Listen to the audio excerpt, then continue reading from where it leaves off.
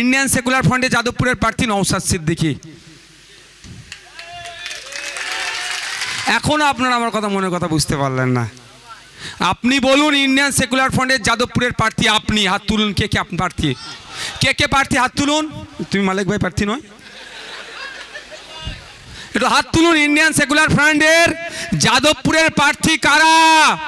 আমরা। তাহলে আমরা আমাদের জেতার জন্য সর্বোচ্চ চেষ্টা করব তো নাকি? গণতান্ত্রিক প্রক্রিয়াতে সর্বোচ্চ চেষ্টা করব। তবে একটা কথা বলে রাখি, পঞ্চায়েত নির্বাচনে অনেক হিংসা করেছে, এক বেটাকে জেলের ভাত খাওয়ানো হচ্ছে। এখন তারা গোষ্ঠীদ্বন্দ্বের নামে চালাচ্ছে কি আমার দেখার দরকার নাই। ফার্স্ট কিন্তু জেলের ভাত এই আইএসএফ তাকে খাইয়েছে। আইএসএফ এর মামলাতে তিনি অ্যারেস্ট হয়েছে। ওই মামলা কিন্তু অনেকজনের নামেও আছে, বুঝতে পারছেন না? হ্যাঁ, শুধু আরাবুল সাহেবের নামে নাই, অনেকজনের নামে আছে। কদিন আগে দেখলাম একটা বেনামে পোস্টার পড়েছে। আমাকে মিডিয়ার বন্ধুরা জিজ্ঞাসা করছিল এটা নাকি আইএসএফ যুক্ত আছে। আমি বললাম আইএসএফ ওই তো রাতের অন্ধকারে বেনামে কাজ করবে না। প্রকাশ্য আমি বলছি, রেকর্ড করুন, আরাবুল ইসলাম যে মামলায় জেল খাটছে শওকত মোল্লাকে ওই মামলায় অ্যারেস্ট করতে হবে। এখনো বলছি তো, হ্যাঁ আমরা রাতের অন্ধকারে পোস্টার মারবো? আরে মার খাবো, মাথা ফাটাবে তো দিনের বেলায় মারবো। ও কাপুরুষের মতো কাজ ওদের দলের লোকেরাই গোষ্ঠীদ্বন্দ্বের করছে, আমরা করব না। আমরা প্রকাশ্য বলছি তো, নোটোরিয়াস ক্রিমিনালকে আগামী দিনে সর্বোচ্চ আমরা চেষ্টা করছি জেলের ভাত খাওয়ানোর জন্য। পশ্চিমবাংলা জেলের ভাতের ভালো নয় সেটা আমি দেখে এসেছি। তিহারের জেলের ভাত তো খাইনি। আমার মনে হয় পশ্চিমবাংলার থেকে একটু ভালো হবে, কারণ সেন্ট্রাল গভর্নমেন্ট একটু অনুদান বেশি, দরকার লাগলে তিহারের ভাত খাওয়াবার ব্যবস্থা করে দেবো। তো আসমা ভাবিরাও ছিল, জিজ্ঞাসা করো না, খুব একটা ভালো ভাত ছিল না। রুটি এই ওহিদুলকে জিজ্ঞাসা করুন, এত পাতলা রুটি কি বলবো, এরকম দেখলে দেখা যাবে এই মাথা থেকে, তাই তো ওহিদুল? হ্যাঁ, বুঝতে পারছো না? তবে একটা কথা বলবো, আমি জেল থেকে এতজন বেরিয়েছে, আমি 2-4 জনকে দেখেছি কিন্তু একটু মোটাসোটা হয়ে বেরিয়েছে আমাদের ছেলে, কেন কি জানি। হ্যাঁ আছে, কোথায় সে? হ্যাঁ এই তো এই আসাদুল। আমাকে যখন জেলে ধরেছে, মানে কলকাতা আমাদের আসমা ভাই আমাদের যাকে ধরেছিল, দেখি একজন আওয়াজ আসছে ভাইজান ভাইজান করছে, আর আসাদুলের চিনা চিনা আবার, তারপর আসাদুল একে একে ধরলো কী করে, ও তো ভাঙড়ে, বলছে ভাইজান আমাকে ধরে নিয়েছে। তো কি হয়েছে, আমাদের জীবন থেকে 42টা দিন, জীবন থেকে 60টা দিন কেড়েছে, আর কিছু তো নয়, কিন্তু আমাদের জ্ঞান হয়েছে, আমরা নেতৃত্ব হয়ে উঠতে পেরেছি।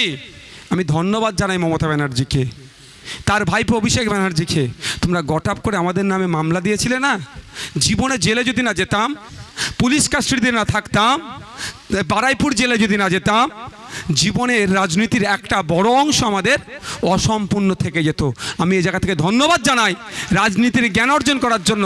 একটা অধ্যায় তারা আমাদের অনিচ্ছাতেও পূরণ করিয়ে দিয়েছে।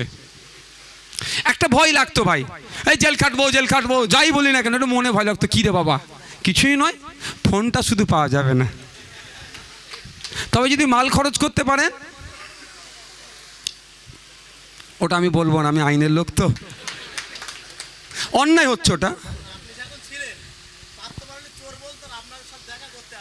না, সেটা 100 বার সেটা হয়েছে, সেটা তো মাউজ বললাম না, আমরা চাকরি চুরির বিরুদ্ধে লড়াই করেছি। ভাই আমি বলবো আমরা সবাই প্রার্থী আজ থেকে, হবে তো ভাই? কারো অসুবিধা আছে? আমাদের একসাথে চলতে উঠতে বসতে অস্বীকার করার কোনো জায়গা নাই। ভাইয়ে ভাইয়ে আমরা ঠিকঠাক থাকতে পারছি না, আমরা কর্মী সমর্থক মনোমালিন্য কোনো বিষয়ে থাকতে পারে। আমি আজকে বলছি আমার বুথে মিটিংটা হোক, উনি বলছে না ওনার বুথে মিটিংটা হোক, এটাও থাকতে পারে। তো এটাতে কারোর উপরে রাগ করলে হবে না। আমাদেরকে লক্ষ্য কি করতে হবে, ভাঙড় সহ সারা রাজ্যকে সন্ত্রাসমুক্ত করতে হবে, হিংসামুক্ত করতে হবে। সে হিংসামুক্ত সন্ত্রাসমুক্ত করতে গেলে আপনাকে আমাকে দায়িত্ব তুলে নিতে হবে। আমার বাপের বয়সী লোককেও জেলে দিয়েছে, ওরা ছাড়েনি। অসুস্থ, ওই তো পেছনে বসে আছে পোলেরহাট 2 এর, কি অসুস্থ মঈন গাজী, সত্যি বলছি আমার ভয় লাগছিল, আমার ভয় লাগছিল। মঈন গাজী একবার উঠো তো, তুমি মঈন গাজী একবার উঠো তো, দেখো একদম হিরো হয়ে যায়, তোমরা বসো, চকাচক হিরো হয়ে গেছে। সত্যি বলছি এত শরীর খারাপ হয়ে গেছিল ওনার, আমি টেনশনে পড়ে গিয়েছিলাম। আল্লাহ ওনার হায়াত দারাজ করুক, সকলের মানে সৃষ্টিকর্তা সকলের আয়ুকে বৃদ্ধি করুক। তো কি হয়েছে, আমাদের কাছ থেকে কেড়ে নিতে পেরেছে, আমাদের উপরে এত হামলায় এত মামলায় এত কিছু করেছে, মন থেকে আইএসএফ কারো মুছতে পেরেছে? হ্যাঁ, কিছু ছেলেকে তার ব্যবসা বাণিজ্য রুজি রুটির কাছে ধাক্কা দিয়েছে, আমাকেও জিজ্ঞাসা করেছে ভাইজান কি করব, আমার ব্যবসা বন্ধ করে দিচ্ছে। আমরা ভাই ওই নোংরা রাজনীতি করিনি তো, ওই লড়াই চাই, লড়াই করে বাঁচতে চাই, লড়াই করে মরবে বুথের লোক আর নেতা বেঁচে থাকবে ওটা চাইনি। বলছি যা তুই যা, আমি শুধু বলি ভোটটা দিবি তোরে, হ্যাঁ ভাইজান ওটা বলতে লাগবে যে এখন শওকত সাহেবের হাত ধরছে, কেউ আরাবুল সাহেবের হাত ধরেছিল, কিন্তু ভোট তো আমারই আছে, সেই যেগুলো বাকি আছে সেগুলো আপনাদের কাছে পৌঁছাতে হবে। দলুয়াখাকি থেকে শুরু করে, যাদবপুর থেকে শুরু করে, টালিগঞ্জ থেকে আপনার বারাইপুর পূর্ব পশ্চিম, সোনারপুর উত্তর দক্ষিণ, সর্বোপরি ভাঙড়ের সেই 6 লেন থেকে শুরু করে একদম কোথায় পোলেরহাটের ওই মাতারা নাম বলো না গো, মাছিভাঙা থেকে শুরু করে ওই শেষ পর্যন্ত একদম ওই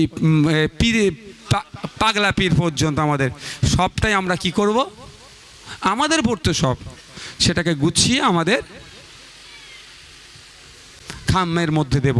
আপনাদের বলি, আপনারা এখন থেকে লেগে যাবেন, যখন আমাদের সিম্বল অ্যালটমেন্ট হবে, সিম্বল আমরা কত নম্বরে পাবো এটা ভালো করে বুঝবেন। আমিরুল্লাহ জানে কিছু তৃণমূলী বন্ধুদের ফিট করে পঞ্চায়েত বিধানসভাতে আমার বিরুদ্ধে ক্যাম্পেইন করিয়েছিল যে 1 নম্বর না 2 নম্বর সুইচটা টিপে মেশিনটা অন করবেন, তারপরে ভাইজানের খাম চিহ্ন দেবে, এটা আর হতে দেওয়া যাবে না। আমি ভেবেছিলাম 86,000 ভোট কীভাবে তৃণমূল পেল, পরে জানছি ভাইজান এই করেছে সব। আবার কিছু লোকের মাথায় নাকি কোরআন শরীফ তুলে দিয়েছিল, ধর্মগ্রন্থ তুলে দিয়েছিল, ওগুলো হতে দেওয়া যাবে না। কোনো অন্যায় হলে সাথে সাথে আমাদেরকে জানাবেন, আমরা সাথে সাথে ইসিআইকে জানাবো। ইসিআই যদি অ্যাকশন না নেয়, আমরা প্রয়োজনে কি করতে হবে, আইনত কি ব্যবস্থা গ্রহণ করতে হবে সেটা আমরা করব। কোনো প্ররোচনায় পা দেওয়ার দরকার নাই, কোনো অশান্তিতে পা দেওয়ার দরকার নাই, মানুষের কাছে শুধু ভোট দানের ব্যবস্থাটা ঠিক করে দেব, মানুষ শান্তশিষ্টভাবে এসে ভোট দেবে, ভোট পেরে যাবে, এটা হবে ভাই। সকলে ভালো থাকবেন, সুস্থ থাকবেন। আমাদের ভোটটা কবে আছে? এপ্রিল জুন, আমাদের ভোট কিন্তু এখন বাকি আছে। কবে? জুন মাসের 4 তারিখে সকাল সকাল খামচিনে ভোট দেওয়া। যে টাকা দিয়ে চাকরি নিয়েছে তারও পরিবার ধ্বংস হলো, কারণ ওই টাকাটা জমি জায়গা বিক্রি করে দিয়েছে।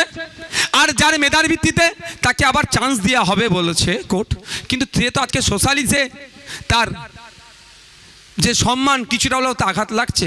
সম্পূর্ণ দায়ভার রাজ্য সরকারের। এই চাকরি চোরেদের হাত থেকে রাজ্যকে বাঁচাতে হবে, এই চাকরি চোরেদের হাত থেকে বাংলাকে বাঁচাতে হবে।